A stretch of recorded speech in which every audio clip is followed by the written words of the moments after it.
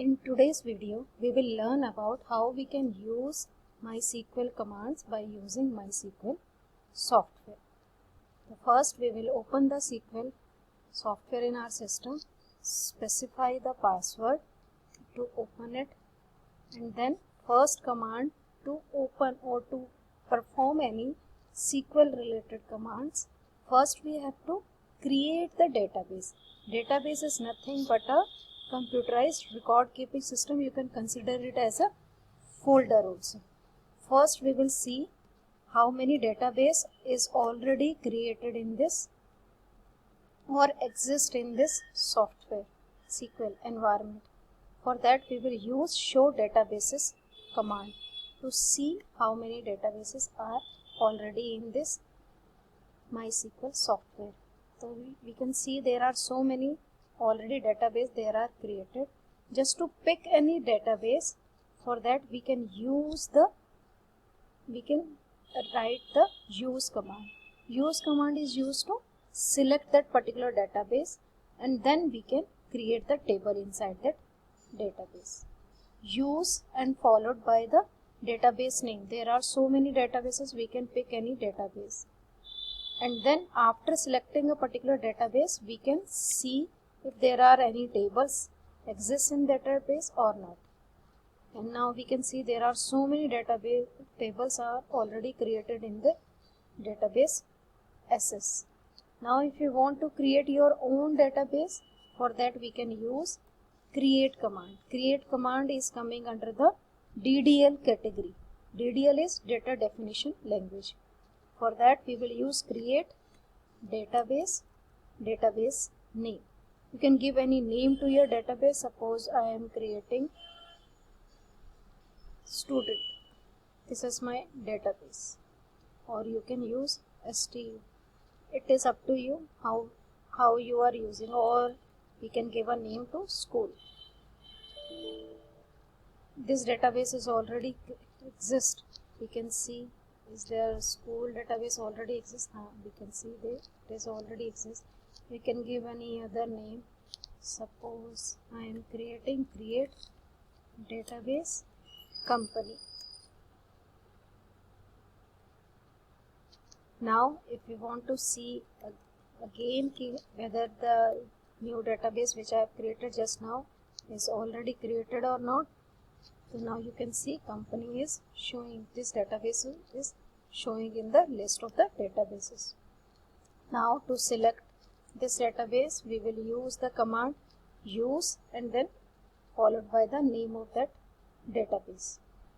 Once we select that database, now we are ready to create the table. For that we can see if there any table exists in this table database. No. For that we will create a table. Create table. Table name, suppose I am creating EMP, employee. Here I am creating name of the employee and then specifying the size of the particular column, and then we can specify salary.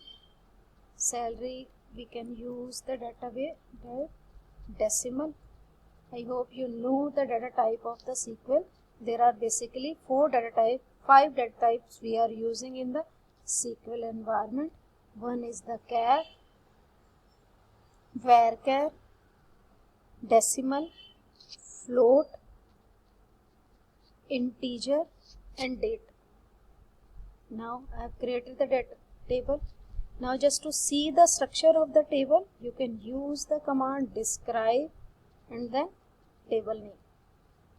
Now you can see there are already, now it is showing the column name, what type of information it can store, and then null value. Null specifies whether we have specified any constraint in that particular column or not. Suppose once I have created the table, after that I am realizing that I have to create one more column in the table. For that we will use the another DDL command, which is alter. Alter command is always used to change the structure of the table. Alter table name.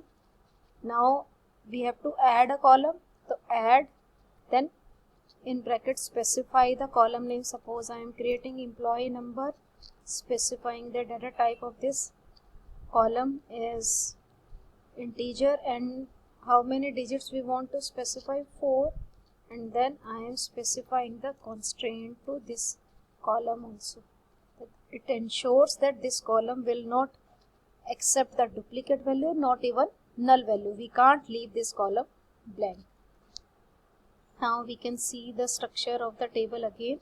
Now you can see here it is showing employee number and null value. Now it has been changed to no, because we have specified. Null specifies that this column is not accepting any blank value, null value. We can't skip. Key we already specified. Suppose after creating a table, now there is requirement that I have to specify that name column should not accept the blank value. For that we can again use the alter command, alter table, table name, and then modify. I am just changing the structure of the column. I am adding something. That means I am doing some changes in the existing column. For that we can use modify, column name, data type, and then we can specify another constraint which is not null. Now we can see the structure of the table again. Now you can see it has been accepted. Suppose after creating a table there is a requirement that we have to change the name of the column. For that we can again use, because whenever there is change in the column we have to use each and every time for that alter command. If you are creating a first time, then you can use the create command. Otherwise each and every time if you are doing some changes in the structure or the size specification of any column, use the alter command. Now we are focusing on how we can change the name of the particular column. For that again we will use alter table, table name, and then because here we are changing the name, change column name that we want to, again I am just changing it e name. Specify the data type along with the column name. Change old column name, that we are just changing the name of this column to this is the new column name, and again specify the data type along with the size. Size specify that how many characters or digits that we want to enter in that particular column. Now again we can see the structure. Now you can see now the name column has been changed to e name. Now suppose if I have to again we are creating one more column, alter table, table name, and then I am again adding one more column which is phone number. For that add phone integer 11. That's it. Now you can see the phone column has been added in the table. Now I just want to remove the table, remove the column. For that again we will use, because we are changing the structure, alter table, table name, drop column, column name that you want to delete it. It is not necessary that you have to use the column keyword also. You can see the phone number has been changed. Now suppose I want to delete the column salary. For that we can use alter table, table name, drop cell. There are two syntax to delete any column. Either you can use alter table, table name, drop column, column name, and or otherwise you can use alter table, table name, drop, straight away you can specify the column. In both the ways the column name has been deleted. Now I hope this much is clear to you, how we can use see the structure of the table, how we can see different databases, how we can create a table by specifying different constraint in the table to change the name of the column. In the next video we will see how we can insert the records in the table. That's all for today's video. Thank you.